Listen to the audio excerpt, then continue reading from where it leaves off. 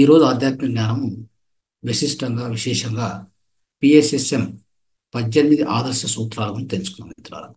ఈ యొక్క ఆదర్శ సూత్రాలు 18 ఆదర్శ సూత్రాలు అనేటువంటివి ఇది ఒక మన PSSM pyramid spiritual societies moment అనేది ఉంది. దాంట్లో ఒక బైబిల్ లాగా ఇది.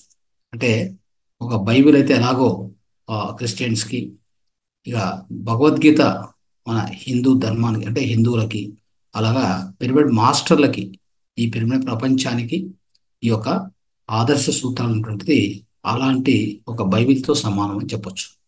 ఇంత అద్భుతమైనటువంటి సూత్రాలు. పత్రి సార్ వచ్చేసి 40 సంవత్సరాలు ఈ యొక్క ఆధ్యాత్మిక ప్రయాణం కొనసాగించారు చివరి వరకు కూడా. సో ఈ యొక్క ఆదర్శ సూత్రాలను అందరికీ పంచిపెట్టడం జరిగింది. ప్రపంచమంతా కూడా తిరిగి ఆయన అందరికీ ఈ యొక్క ఆదర్శ సూత్రాలను ఎంతో దీని మీద ట్రైనింగ్ ఇవ్వడం కూడా జరిగింది. అంటే ఈ యొక్క సూత్రాలను ఆయన కనిపెట్టడానికి, వీటి అన్నింటినీ క్రోడీకరించి రాయడానికి కూడా కారణం, ఎన్నో సంస్థలు తిరిగారు. ఒక సంస్థలో ఒకటి ఉంటే ఒక సంస్థలో ఇంకోటి లేదు.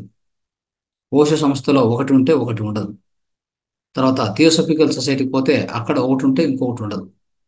ఇక ఇలా యోగానంద సత్సంగ్ యోగానంద వైఎస్ఎస్ యోగానంద సత్సంగ్ సొసైటీ అని ఉంది.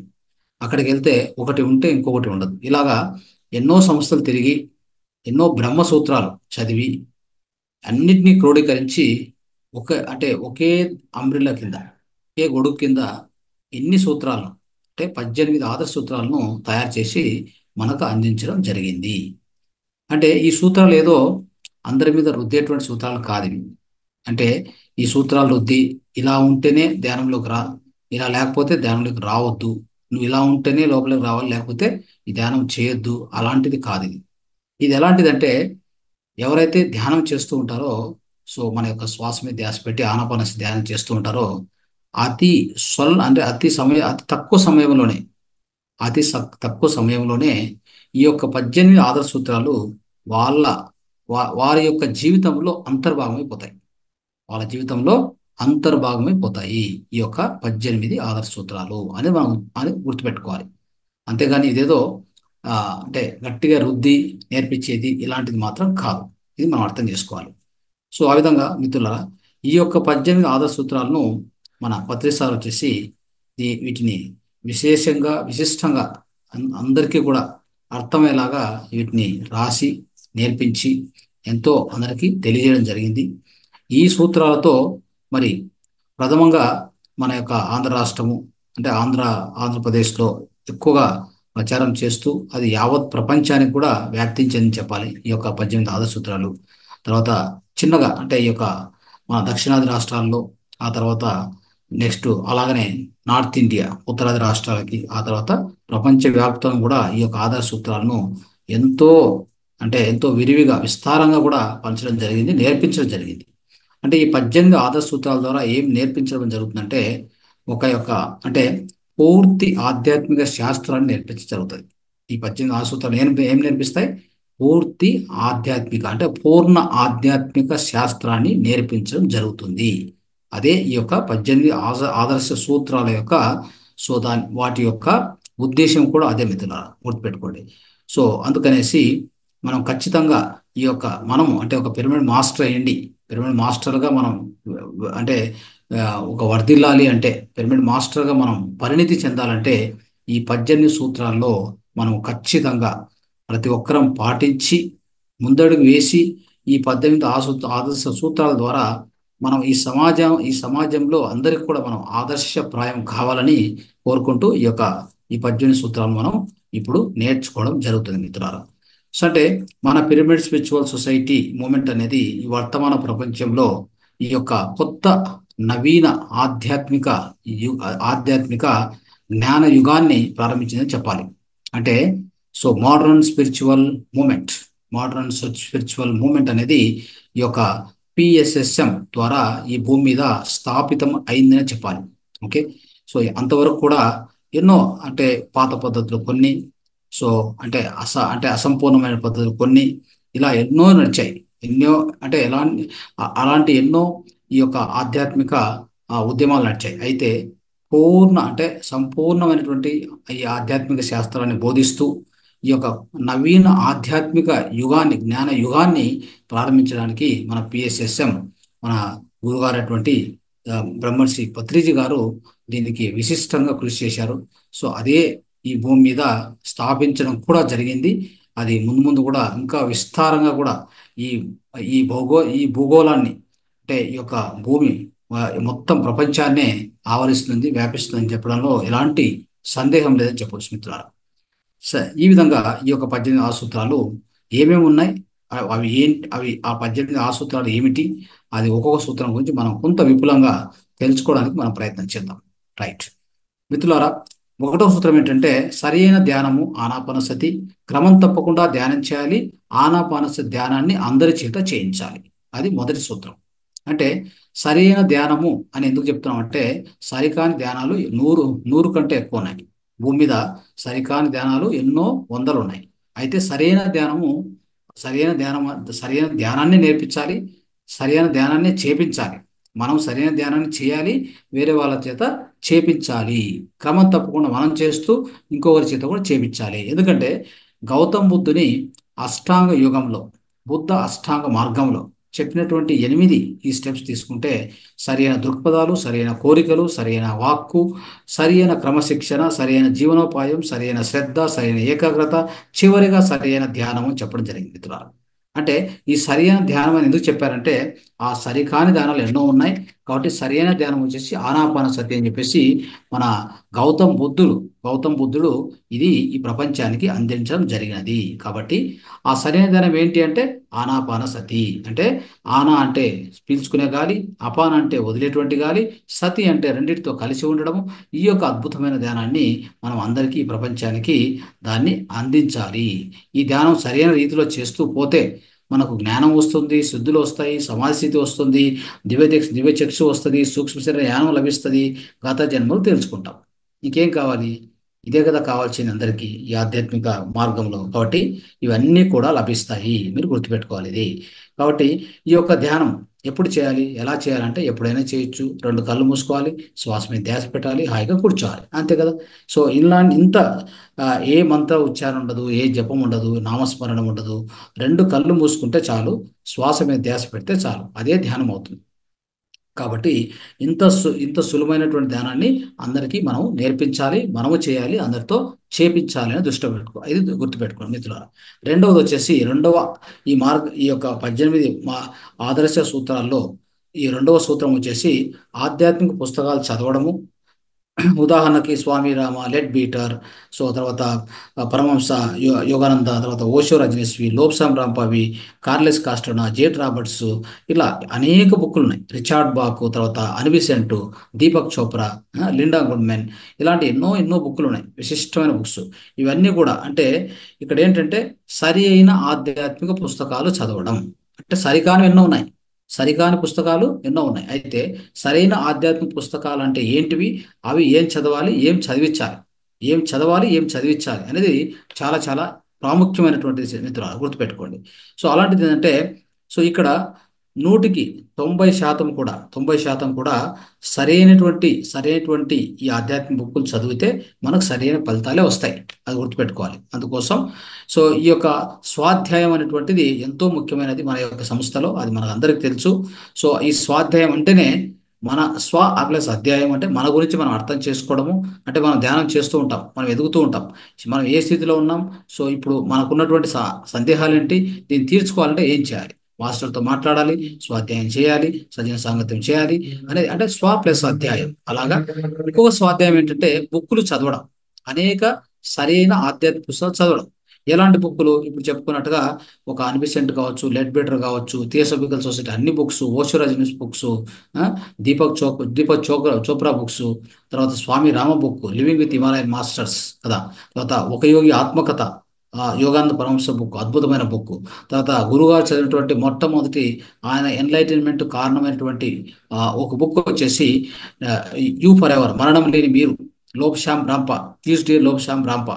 ఆ బుక్ చదివారు, అద్భుతమైన బుక్. ఆయన రాసిన ఒక 12 బుక్కులు రాశారు ఆయన చెప్పాలంటే. థర్డ్ ఐ మీద రాశారు. సో తర్వాత ఇలాంటి అనేకమైన బుక్స్ ఆయన కూడా రాశారు, అవి కూడా మనం చదవచ్చు. సో ఇలాగా ఈ అనేకమైనటువంటి ఈ బుక్స్ అంటే ఈ మనం చెప్పుకున్నటువంటి ఈ యొక్క అద్భుతమైన masters, new age masters, old masters. చెప్పాలంటే న్యూ ఏజ్ మాస్టర్స్ బుక్ ఎక్కువ చదివితే ఇంకా మనకు ఎక్కువగా జ్ఞానం లభించే అవకాశం ఉంది. ఎందుకంటే వాళ్ళు అన్ని ఓల్డ్ మాస్టర్ని చదివి మళ్ళీ వీళ్ళ యొక్క జ్ఞానాన్ని క్రోడీకరించి మనకు చెప్పినటువంటి బుక్కులు రాసినటువంటి బుక్కులు కాబట్టి ఇంకా అద్భుతమైన విషయాలు మనకు తెలుస్తాయి. కాబట్టి ఇలాంటి బుక్స్ ఎన్నో ఉన్నాయి. ఈ బుక్స్ అని మనం చదవడము, ఇంకా వేరే వాళ్ళ చేత చదివించడం, మనం చదివాక ఆ బుక్ తీసి ఇంకోరికి ఇవ్వడం, అలా చేస్తూ వెళ్ళాలి మిత్రులారా. ఇది మనము రెండవ సూత్రంగా చెప్పుకుంటాం మన యొక్క ఆదర్శ సూత్రాల్లో. మూడవది ఏంటంటే ధ్యానంలో వచ్చే అనుభవాలను, జీవిత పరిసత్యాలను ఇతరులతో పంచుకోవాలి. అంటే ఈ ధ్యానం అనుభవం ఎలా అనిపించింది అని పంచుకోవడం అంతే. అయితే దాన్ని అనలైజ్ చేయాలి, కూర్చొని ఆ, దాన్ని ఏమంటారు, విశ్లేషణ చేయాలని చెప్పట్లేదు. కనీసం పంచుకోవచ్చు. అంటే మనకి ఇలా అనిపించిందంటే మాస్టర్ తెలిసి ఉంటే ఇలా అయిందంటే దీనికి ఇలా కారణం ఉంటుంది, సో ఇలా అలా ఉంటుంది అని చెప్పేసి కొంత మీకు అవగాహన ఇచ్చడానికి అవకాశం ఉంటుంది. కాబట్టి ఈ యొక్క ఈ అనుభవాలను పంచుకోవడం అనేది ఎలాంటిదంటే త్రిజగతి సజ్జని సంగతి రేఖ భవతి భవాను నవతరణే నౌక. అంటే ఈ యొక్క మూడు లోకాల భూలోకంలో, భూలోకంలో, సువర్లోకంలో, ఈ మూడు లోకాల్లో కూడా అన్నిటికంటే ప్రాముఖ్యమైనది ఏంటి అని చూస్తే ఈ యొక్క సజ్జన సాంగత్యం అని తెలిసింది. అంటే సత్సంగము, సజ్జన సాంగత్యం అని తెలిసింది. సజ్జనులతో సావాసం, సజ్జనులతో సాంగత్యం, దాన్నే సజ్జన సాంగత్యం అంటారు. సో ఇది ప్రథమంగా మనం ఇది ఎందుకు చేయాలి అంటే చూడండి, ఎవరైనా ఒక మాస్టర్ ఆయన సత్యం తెలుసుకున్నాడు అంటే దివ్య చక్షు తెరుచుకున్నాడు, ఎన్నో అనుభవాలు పొందాడు, కర్మ పరంపర తెలుసుకున్నాడు, జన్మ పరంపరలు తెచ్చుకున్నాడు, తర్వాత అన్ని ఆయన దగ్గర ఎంతో జ్ఞానం ఉంది, సంపాదించాడు. ఆయన యొక్క స్వ అనుభవాలు చెప్తాడు.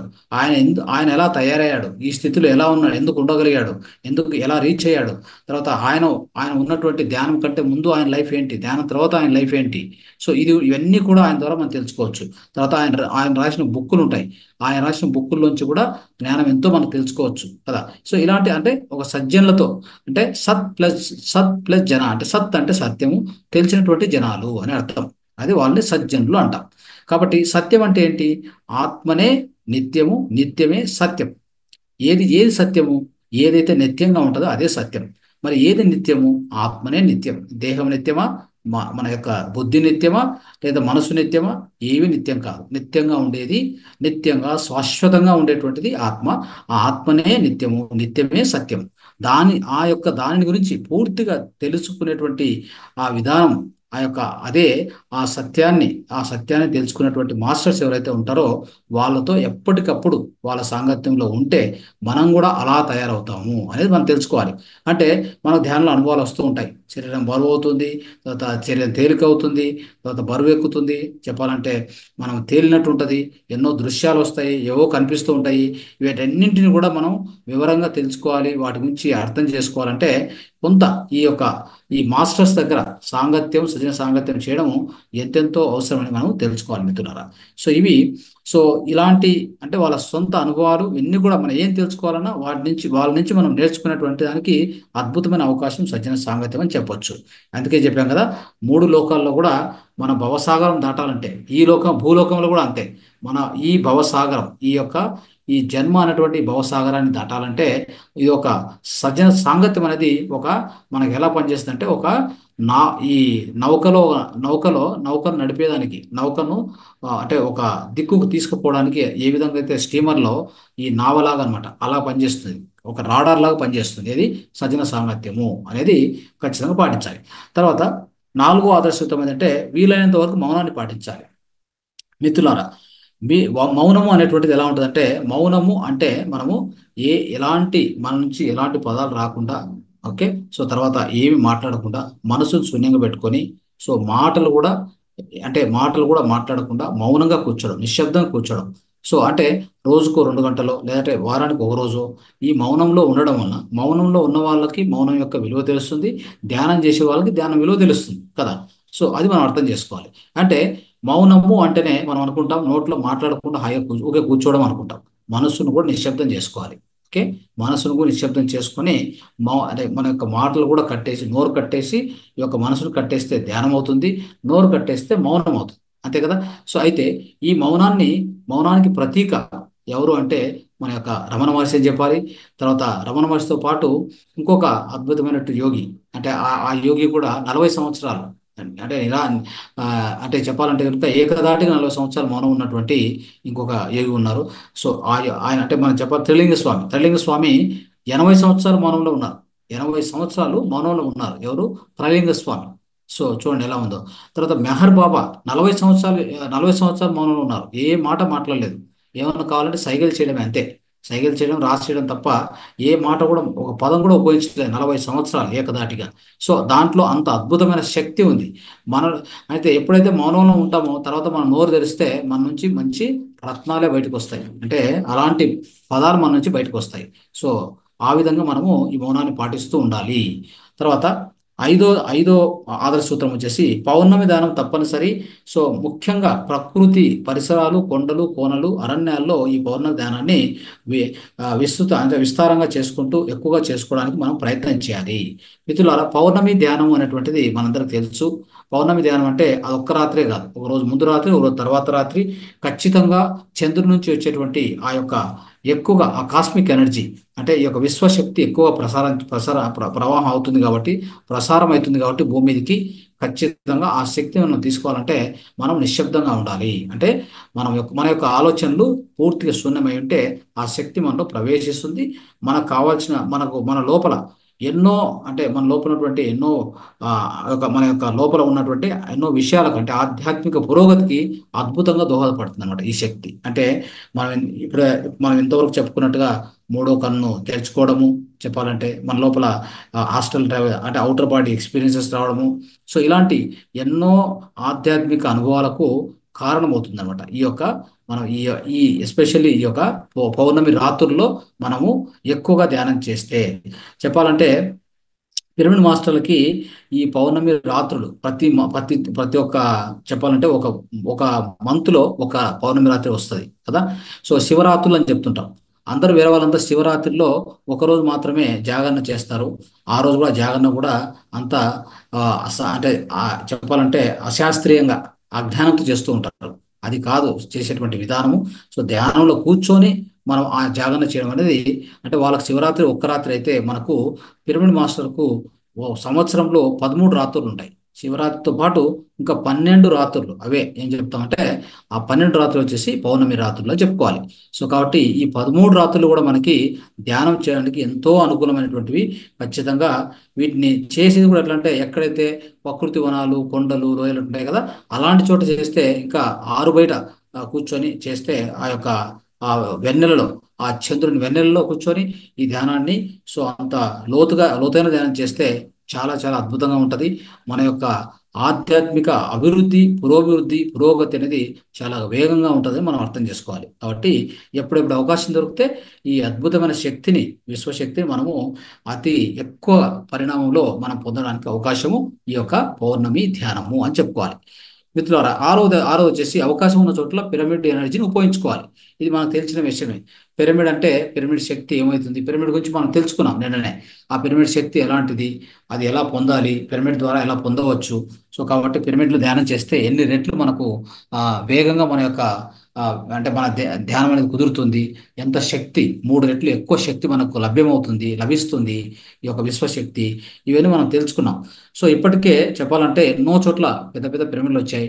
మొట్టమొదటి పిరమిడ్ బుద్ధ పిరమిడ్ ధ్యాన కేంద్రం కర్నూలులో వచ్చింది. సో దాని తర్వాత అనేక అనేక పిరమిడ్స్ ఇంటి పైన, బయట, తర్వాత పబ్లిక్ అంటే పార్కుల్లో, సో ఇలా అనేక పిరమిడ్లు వచ్చాయి, మెగా పిరమిడ్లు వచ్చాయి. ఇవన్నీ కూడా కట్టాము. అంటే ముందు ముందు దేవాలయాల బదులుగా కూడా ఈ పిరమిడ్లు వచ్చేటువంటి అవకాశం అతి ఎక్కువగా ఉంది. అంటే పిరమిడ్ యుగం ప్రారంభం కాబోతుంది చెప్పాలి. సో మన యొక్క ఈ పిరమిడ్ స్పిరిచువల్ సొసైటీస్ మూవ్మెంట్ నుంచి ఈ పిరమిడ్ యుగం అనేది తప్పకుండా ప్రారంభమవుతుందని మనము గట్టిగా నమ్మవచ్చు. కాబట్టి ఈ ధ్యాన యుగము, ఆనాపానసతి యుగము, ఈ పిరమిడ్ స్పిరిచువల్ సొసైటీ నుంచి ముందు ముందు పిరమిడ్ యుగం కూడా ఖచ్చితంగా వచ్చి తీరుతుంది అనేది మనం అర్థం చేసుకోవాలి. కాబట్టి పిరమిడ్ నుంచి వచ్చే ఆ శక్తి ఎన్నో, అంటే మన లోపల ఎంతో పరిశుద్ధం చేయడము, శక్తిని పెంచడము. సో దాని ద్వారా శారీరక, మానసిక అన్ని రోగాల నుంచి, రుగ్మతల నుంచి మనం బయటపడము. మన యొక్క ఆధ్యాత్మిక అభివృద్ధి, ఆత్మ సాక్షాత్కారం పొందడానికి, అతి వేగంగా పొందడానికి కూడా ఈ పిరమిడ్ శక్తి ఉపయోగపడుతుందని తెలుసుకోవాలి. తర్వాత ఏడో సూత్రం ఏంటంటే మందులు మింగడం మానేయాలి. డాక్టర్లు మర్చిపోవాలి, ధ్యానమే శరణాగతి. ధ్యానమే శరణ్యం, ధ్యానమే శరణ్యం అనేది అర్థం. ధ్యానం శరణం గచ్చామి అని అర్థం చేసుకోవాలి. అంటే ఈ మందులు మింగడము అనేది మనకు అవసరం లేదు, అంటే మందులతో పని లేదు అని చెప్పడం. అంటే ఎప్పుడైనా గుర్తుపెట్టుకోండి, మందులు అనేవి తినకూడదు, డాక్టర్ల దగ్గర పోవాల్సిన అవసరం లేదు. ఎందుకంటే డాక్టర్ తెలిసింది ఒకే ఒక శరీరం, డాక్టర్ చదివింది ఒకే శరీరం గురించి. అదేంటి అంటే భౌతిక శరీరం చదివాడు. మనకి ఎన్ని ఎన్ని శరీరాలు ఉన్నాయి మనకి? మనం ఒక శరీరం కాదు, మనం 7 శరీరాలు. అంటే చూడండి, ఎప్పుడు కూడా మనం బాగా గుర్తుపెట్టుకుంటే, మనకు ఉన్నటువంటి 7 శరీరాల్లో ఈ యొక్క భౌతిక శరీరం దేని నుంచి వచ్చింది? ప్రాణమయ శరీరం. ప్రాణమయ శరీరం దేని నుంచి వచ్చింది? మనోమయ కోశం. మనం అనే సూక్ష్మ శరీరం. మరి మనోమయ కోశం దేని నుంచి వచ్చింది? కారణ శరీరం నుంచి. కారణ శరీరం దేని నుంచి వచ్చింది? మహాకారణ శరీరం. మహాకారణ శరీరం దేని నుంచి వచ్చింది? విశ్వమయ కోశం. సో విశ్వమయ కోశం దాని నుంచి వచ్చింది. విశ్వమయ కోశం దేని నుంచి వచ్చింది అంటే నిర్వాణమయ కోశం నుంచి వచ్చింది. మరి ఈ విధంగా ఉన్నప్పుడు, మరి మనం తెలుసుకున్నటువంటి మనము ఇప్పుడు మనకు కనిపిస్తున్న ఈ భౌతిక శరీరం ఎలాంటిది? అది ఒక చిన్న అంశం కదా. దాని గురించి తెలుసుకున్న వాడే డాక్టర్. మరి ఆ డాక్టర్కు మీకు ఆరోగ్యం బాగాలేకపోతే రోగాలు ఎందుకు వచ్చినాయంటే, ఆయనకు తెలిసింది ఏదో ఒక అవయవంలో ఏదో ప్రాబ్లం ఉంది, దాన్ని సరిచేయనిపోతారు, దానికి ఒక మందు ఇస్తారు. అది సరికాదు కాక సరికాదు. ఎందుకంటే మన యొక్క అన్ని కర్మలకు, మన యొక్క అన్ని రోగాలకు కూడా కారణం వచ్చేసి మన కర్మలే, మన పూర్వజన్మ కర్మలు. అదే చెప్తాం కదా, పూర్వజన్మ కృతం పాపం వ్యాధి రూపేణ పీడ్యతే అని చెప్తాం. అంటే మనకు ఉన్నటువంటి అన్ని రోగాలకు కారణం మన యొక్క పూర్వజన్మ కర్మలే అయినప్పుడు, మరి యాంటీబయాటిక్స్ ఎలా పనిచేస్తాయి మన మీద? యాంటీబయాటిక్స్ పోయి ఈ కర్మను తొలగించగలవా? తొలగించలేవు కాక లేవు. కాబట్టి ఏ డాక్టరు ఏ వ్యాధి తీసేయడానికి అవకాశం లేదు. కాబట్టి ఏదో మీకు అంటే శాశ్వతంగా, అంటే చెప్పాలంటే టెంపరీ రిలీఫ్ కోసం ఏమైనా చేయొచ్చు.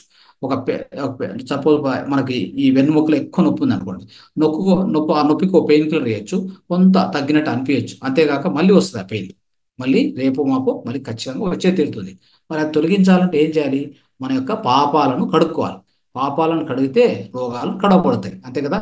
చిన్న చిన్న పాపాలు చిన్న చిన్న రోగాలు, పెద్ద పెద్ద పాపాలు పెద్ద పెద్ద రోగాలు. ఇవి తొలగించుకోవాలంటే చిన్న పాపానికి చిన్న ధ్యానం, పెద్ద పాపానికి పెద్ద ధ్యానం చేయాలి. ఓకే. అంటే తలకాయ నొప్పి వస్తే 5 నిమిషాలు, క్యాన్సర్ వస్తే 3 గంటలు ధ్యానం చేస్తూ పోతే అప్పుడు మనకు ఉన్నటువంటి రోగాలు మనం ఈజీగా కడుక్కోవచ్చు అనేది మనం అర్థం చేసుకోవాలి. ఓకే. సో ఇలాంటిది మనం అర్థం చేసుకొని, మనం ఏ హాస్పిటల్ పోయి ఏ డబ్బులు వేస్ట్ చేసుకుంటూ డాక్టర్ దగ్గర పోయి డాక్టర్ దగ్గర టైం వేస్ట్ చేసుకొని, సో అతను ఇచ్చేటువంటి ఆ విష మందులు తిని, ఆ విషపూరితమైనటువంటి ఆ మందులు తిని మళ్ళీ దాని సైడ్ ఎఫెక్ట్స్ ఇచ్చుకొని, సో ఇంత పని చేసే బదులు ఇంట్లోనే కూర్చోండి, హాయిగా ధ్యానం చేయండి. తలనొప్పి వస్తే 5 నిమిషాలు ధ్యానం చేయి, క్యాన్సర్ వస్తే 3 గంటలు ధ్యానం చేయి. ఓకే. అత్యవసరం అయితే హాస్పిటల్కి వెళ్ళు, లేకపోతే అవసరమే లేదు కాక లేదు. అది అర్థం చేసుకోవాలి మనం. ఓకే. సో ఈ విధంగా చేయాలి మిత్రులారా. ఇక్కడ ఒకటే గుర్తుపెట్టుకోవాలి, we create our own reality. We create our own realities and we are responsible for our own state of affairs, current state of affairs, current state of life అని మనం అర్థం చేసుకుంటే చాలు. అంటే ఇక్కడ ఒకటే గుర్తుపెట్టుకోవాలి, మనం హెల్త్ అయినా, ఆరోగ్యమైన, మోక్షమైన అన్నీ కూడా, అది ఆరోగ్యం కావచ్చు, తర్వాత ఈ యొక్క మోక్షం కావచ్చు, ఏదైనా కానీ రెండింటికి కూడా కారణము మనమే.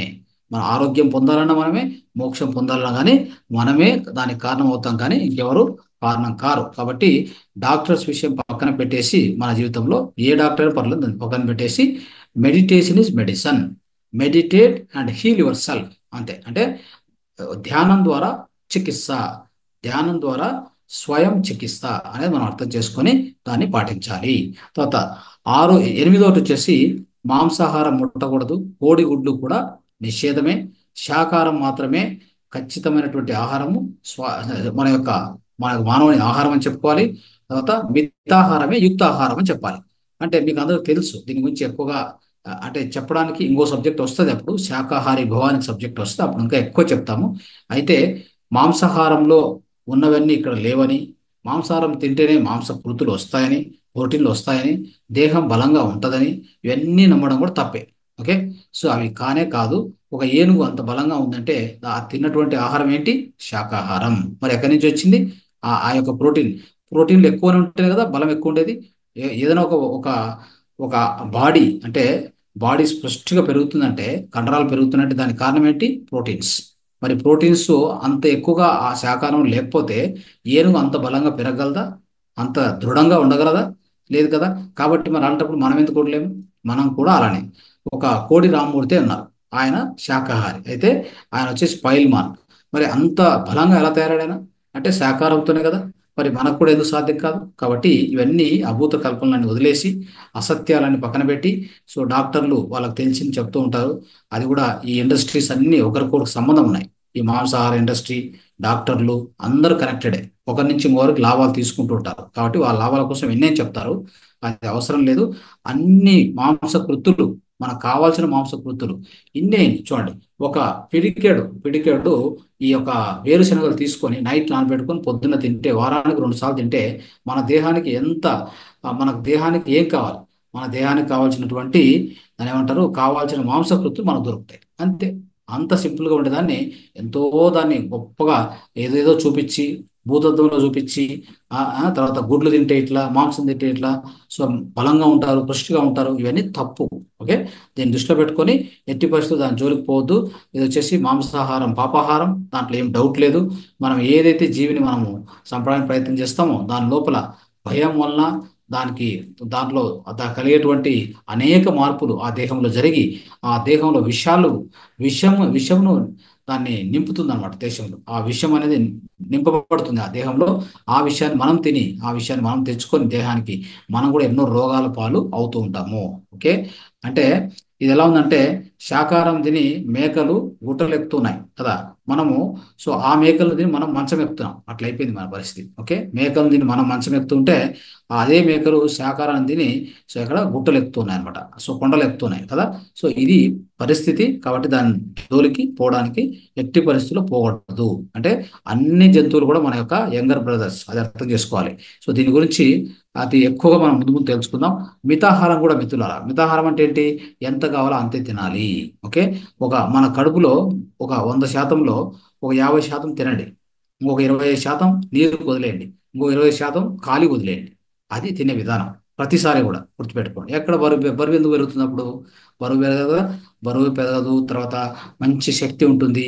మనం ఏదైనా ఎక్కువ తింటే ఎవరు అరిగించాలి? మనమే అరిగించాలి. అరిగించడానికి ఎవరి శక్తి ఉపయోగపడుతుంది? మన సొంత శక్తి ఉపయోగించుకోవాలి. ఆ సొంత శక్తి ఉపయోగించుకొని అంతంత అరిగించే అవసరం ఏముంది? మనకి ఎంత కావాలో అంత తింటే అంతే అరుగుతుంది, హాయిగా శక్తి మనకు వస్తుంది. శక్తి వృధా కాదు.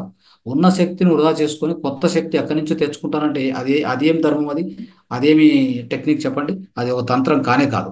ఉన్న శక్తిని పోగొట్టుకొని కొత్త శక్తిని తెచ్చుకుంటానని ఎంతంటే అది తినడం కాదు. తినేది మితంగా తినండి. యుక్తాహారమే మితాహారం. మితాహారం అంటే యుక్తాహారం. మితంగా తినండి, యుక్తంగా కూడా తినండి. ఏది తినాలో అది తినాలి.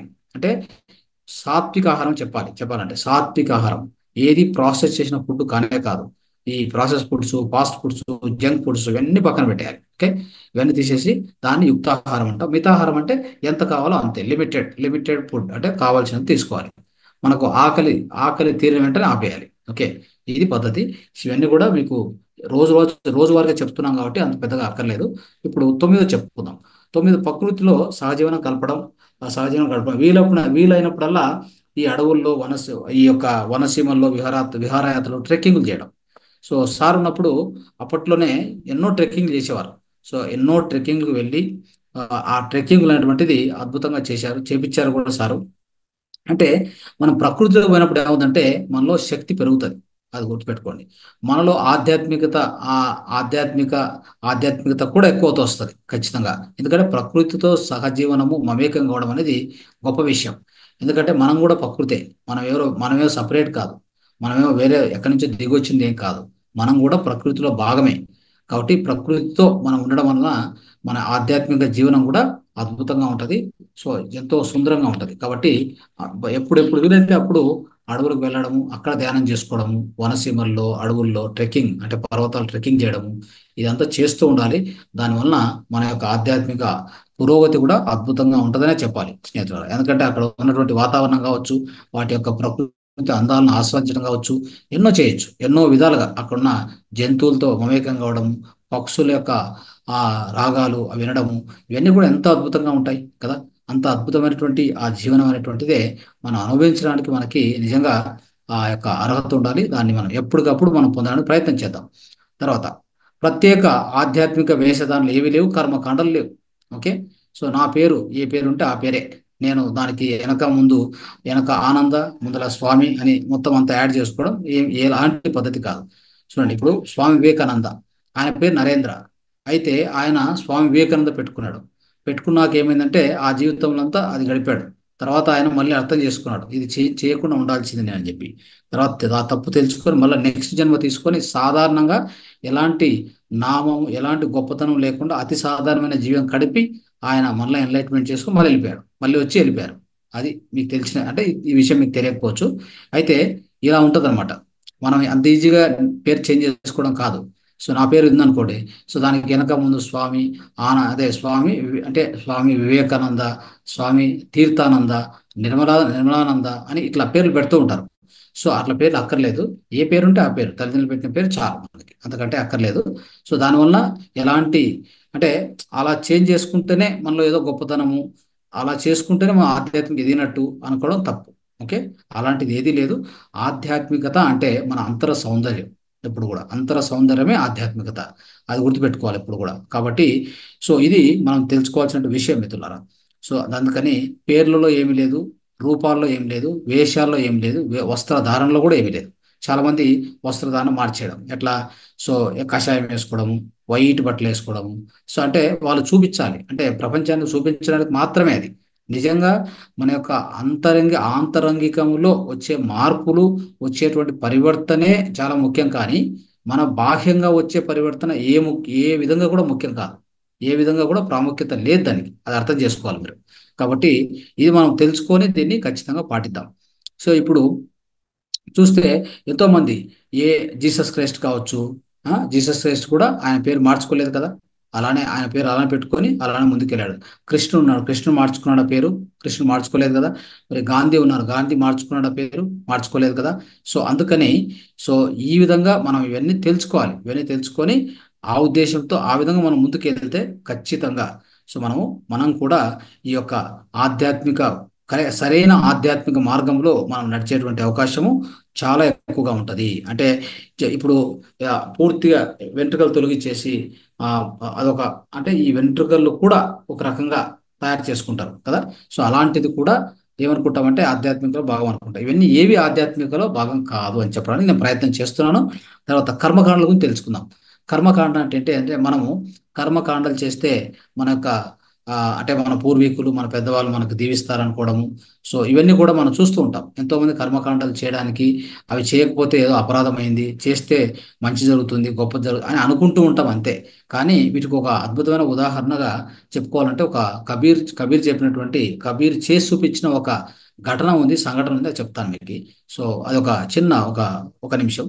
సో ఇదేంటంటే ఆయన నిజ జీవితంలో ఆ కబీర్ జీవితంలో జరిగిన ఒక సంఘటన ఇది. దీని ద్వారా మనకు ఇది మనకు తెలిసి వస్తుంది, కర్మకాండలు చేసే అవసరం లేదు, చేయడం వల్ల అంత ఫలితం ఏమి కూడా లేదని కూడా తెలుస్తుంది. ఎలా అంటే ఒక రోజు ఏమైందంటే ఆయన బావి దగ్గర ఉండి నీళ్లు తోడుతూ ఉంటాడు, బకెట్లు బకెట్లు తోడి అలా భూమి మీద పడేస్తూ ఉంటాడు.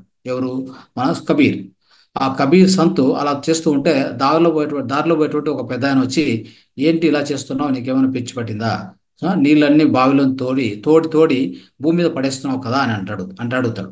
ఏం లేదయ్యా, మా మా మామది పొలము ఒక 200 కిలోమీటర్ల దూరంలో ఉంది, నీళ్ళు ఇక్కడ పోస్తే ఆడికి పోతాయంట కదా, అందుకని ఇక్కడ పోస్తున్నాను.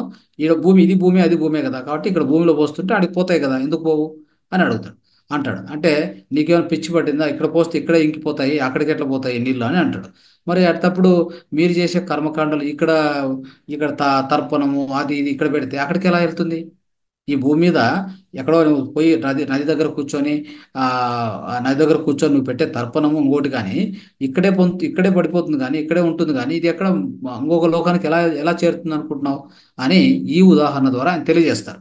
ఓకే, సో ఇలా ఉంటుంది. మనం అర్థం చేసుకుంటే, సో ఇది మనం అర్థం చేసుకోవాల్సిన విషయం కూడా ఇలా ఉంటుంది. కాబట్టి దీన్ని మనం దృష్టిలో పెట్టుకొని కర్మకాండలకి ఎలాంటి ఇంపార్టెన్స్ మనం ఇవ్వాల్సినటువంటి అంత అవసరం కూడా లేదనేది గుర్తుంచుకోవాలి. ఇంకోటి, చిన్ననాటి నుంచే మన పిల్లలకు ధ్యాన శిక్షణ ఇవ్వాలి మిత్రులారా.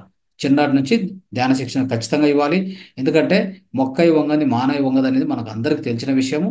కాబట్టి చిన్నప్పటి నుంచే సో ఆ యొక్క చిన్న వయసు నుంచే మనం వాళ్ళలో ఈ ధ్యానాన్ని ప్రవేశపెడితే అద్భుతమైన ఆధ్యాత్మిక శాస్త్రజ్ఞులుగా వాళ్ళు తయారవుతారు. సో ఖచ్చితంగా వాళ్ళు ఈ సమాజానికి ఎంతో తోడ్పడతారని కూడా చెప్పుకోవచ్చు.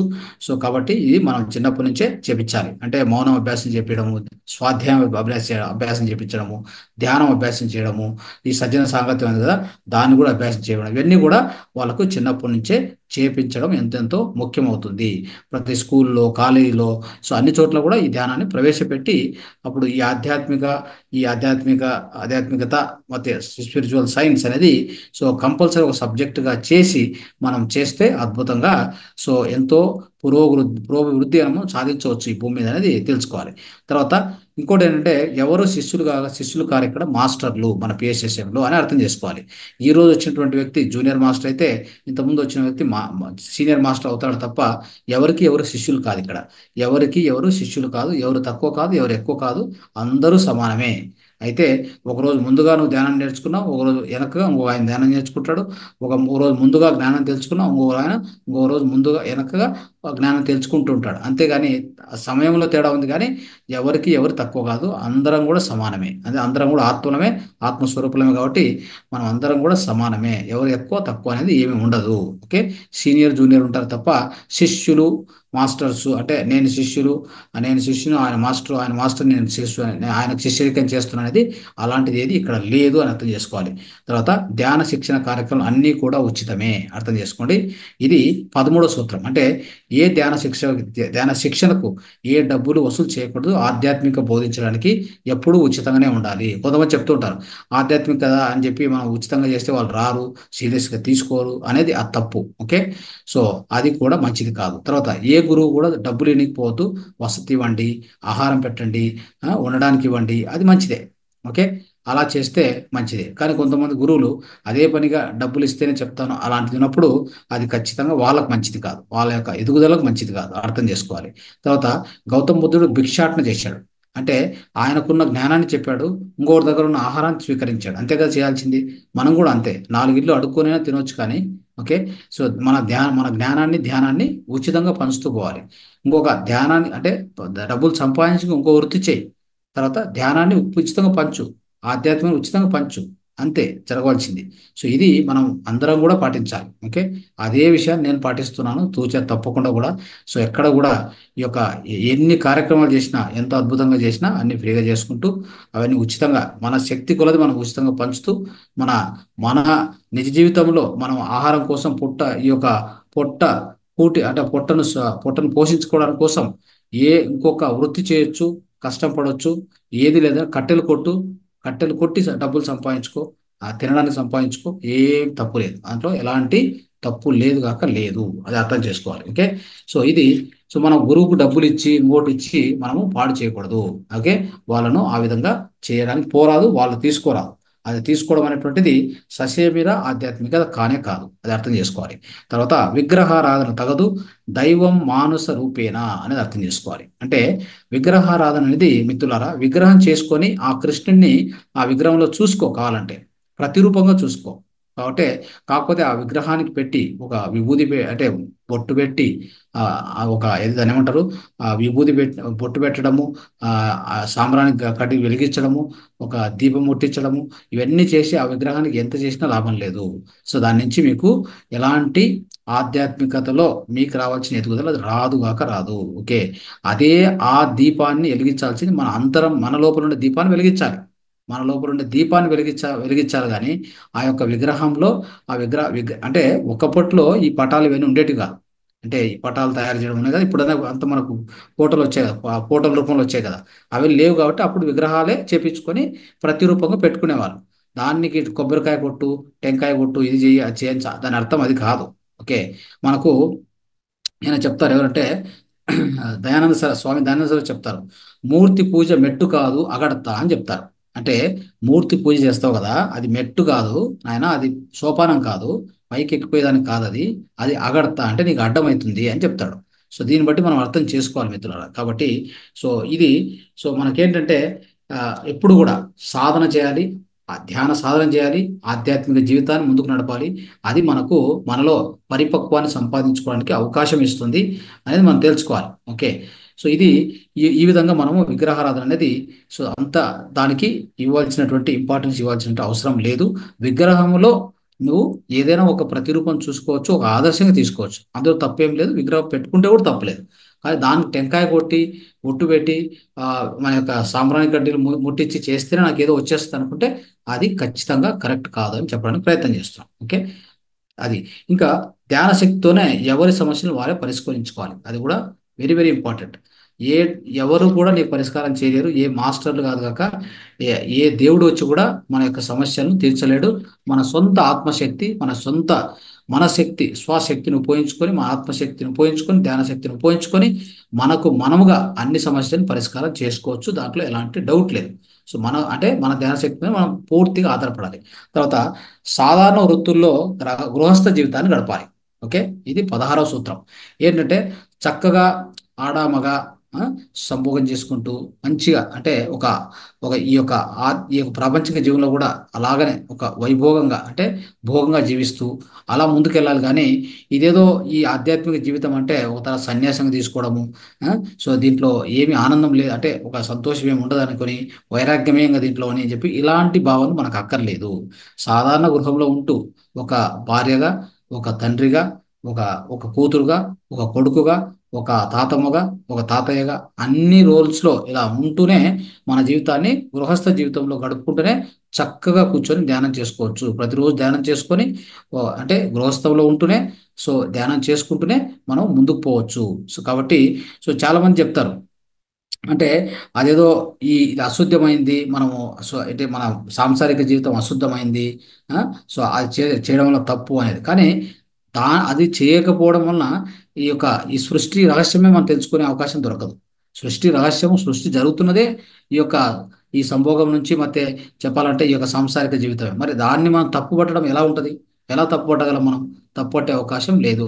కాబట్టి చక్కగా మన గృహస్థ జీవితాన్ని గడుపుకుంటూ మన యొక్క జీవితాన్ని అంటే ఆడామగ జీవితాన్ని కూడా చక్కగా అనుభవించాలి.